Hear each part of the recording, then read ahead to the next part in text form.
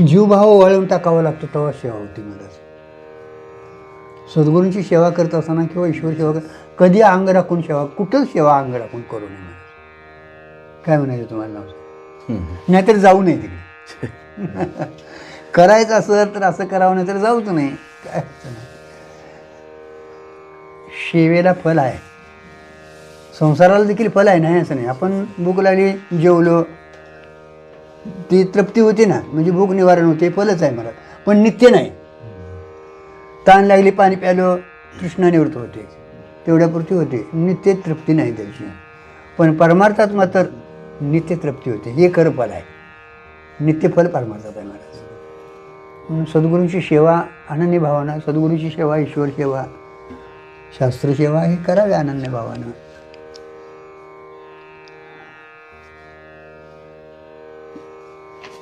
देह देखील